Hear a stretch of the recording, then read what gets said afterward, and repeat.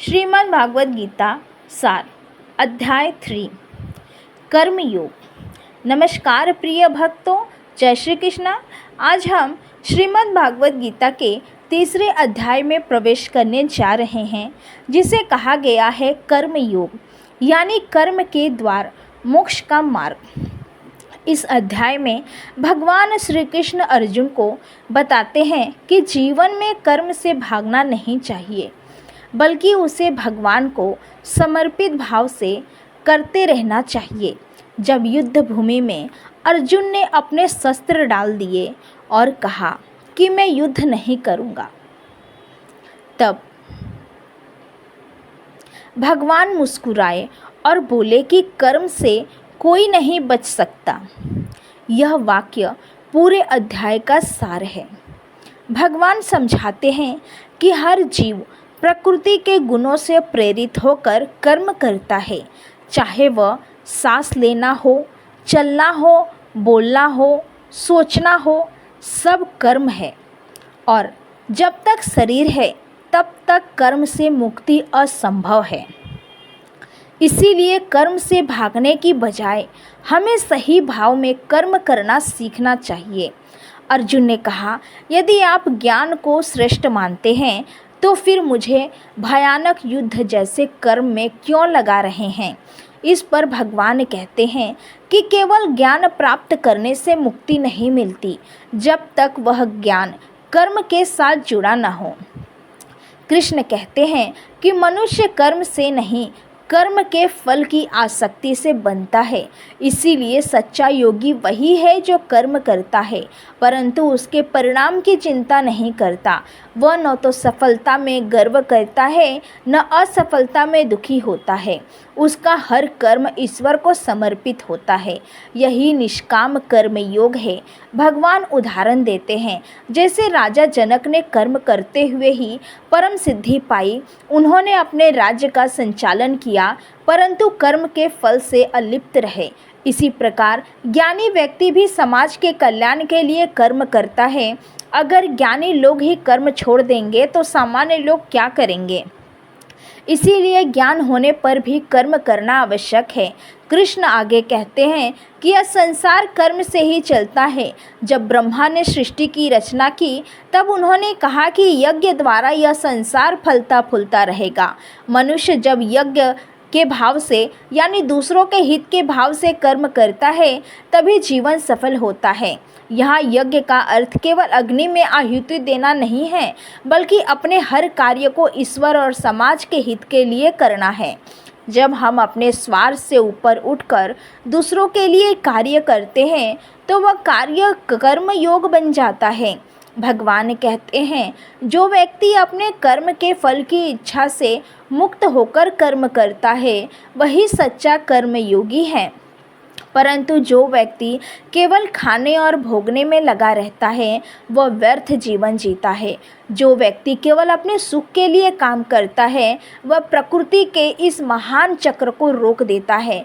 सूर्य, वर्षा, धरती सब एक दूसरे के लिए काम करते हैं। मनुष्य को भी उसी चक्र का हिस्सा बनना चाहिए। फिर भगवान कहते हैं कि कर्म से कोई नहीं बच सकता। जो कहता है कि वह कर्म नहीं करेगा, वो भी मन से कर्म करता रहता है। इसीलिए कर्म का त्याग नहीं, बल्कि कर्म में योग आवश्यक है। भगवान यह स्पष्ट करते हैं कि कर्म त्याग का नहीं, बल्कि कर्म में ईश्वर भाव जोड़ने का विषय है। अर्जुन सुनता है और फिर कहा कि मनुष्य बुरे कर्म क्यों करता है, जब वह जानता है कि वो गलत है। तब भगवान कहते हैं कि यह काम और क्रोध ही शत्रु है। यह रजोगुण से उत्पन्न होते हैं और मनुष्य को मोह में डाल देते हैं। काम यानी इच्छा, और जब इच्छा पूरी नहीं होती तो क्रोध उत्पन्न होता है। यह दोनों मिलकर मनुष्य का विवेक नष्ट कर देते हैं। इसीलिए इन्हें वश में करना आवश्यक है। भगवान कहते हैं कि काम ही सबसे बड़ा शत्रु है, जो ज्ञान और बुद्धि को ढक देता है। जैसे धुआं अग्नि को, धूल समर्पण को और गर्भ शिशु को छुपा देता है, वैसे ही इच्छा ज्ञान को ढक देती है। कृष्ण आगे कहते हैं, इसीलिए हे अर्जुन, तुम काम को जीत, इंद्रियों, मन और बुद्धि को संयमित कर, क्योंकि जो संयम पर विजय पा लेता है वही सच्चा योद्धा है। कृष्ण इस अध्याय में बारे में बताते हैं कि कर्म से भागना कायरता है।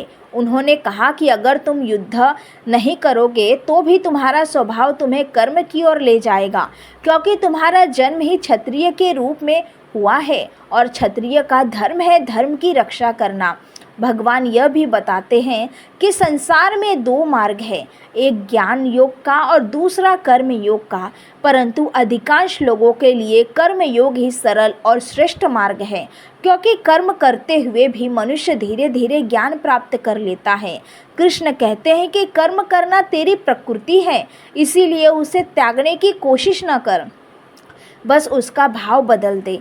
जब हम कहते हैं कि मैं यह काम भगवान के लिए कर रहा हूँ, तो वही साधारण कर्म पूजा बन जाता है।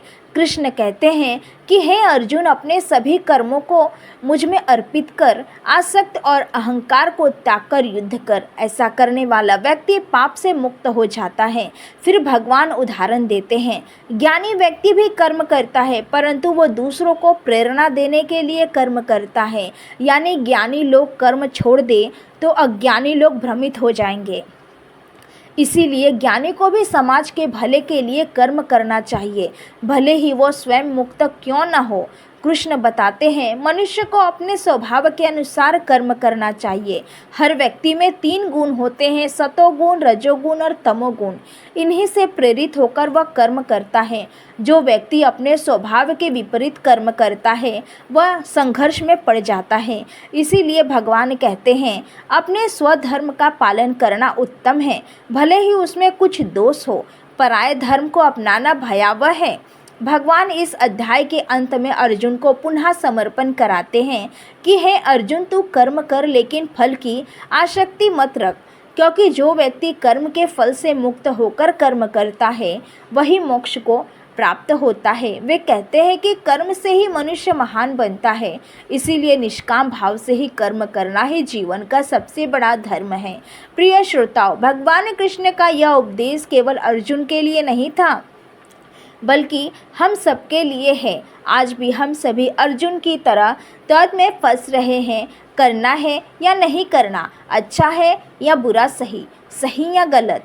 परंतु भगवान कहते हैं, कर्म करो लेकिन उसे ईश्वर को अर्पित करो। जब मनुष्य कर्म को समर्पण के भाव से करता है तो वह कर्म योगी बन जाता है। जीवन में हम सभी कर्म कर रहे हैं, कोई अपने परिवार के लिए, कोई अपने देश के लिए, कोई अपने स्वप्नों के लिए।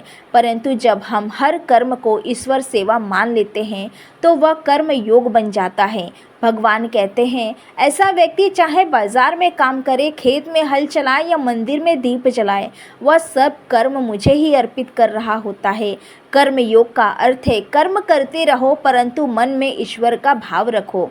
कृष्ण का यह संदेश आज भी उतना ही प्रासंगिक है, क्योंकि कर्म से ही संसार चलता है। अगर कोई सूर्य कहे कि मैं नहीं चमकूंगा तो अंधकार फैल जाएगा, अगर वर्षा न बरसे तो धरती सूख जाएगी, अगर मनुष्य कर्म करना छोड़ दे तो जीवन रुक जाएगा।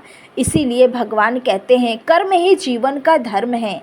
कर्म योग हमें सिखाता है कि बिना स्वार्थ के कर्म करो, बिना अपेक्षा के सेवा करो, बिना परिणाम की चिंता के आगे बढ़ो, और यह सब करते हुए मन में केवल यही भाव रखो कि हे प्रभु, यह सब तेरा ही कार्य है, मैं तो केवल तेरा निमित्त हूँ।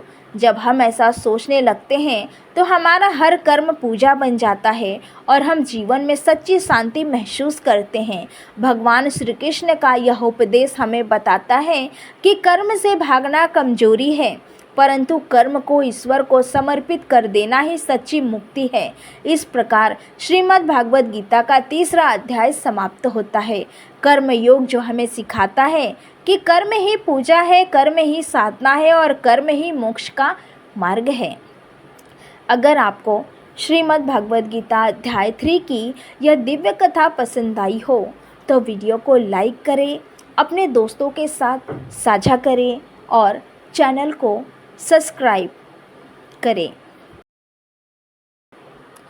ताकि आने वाली अध्यायों का दिव्य ज्ञान आप तक पहुंच सके। जय श्री कृष्णा।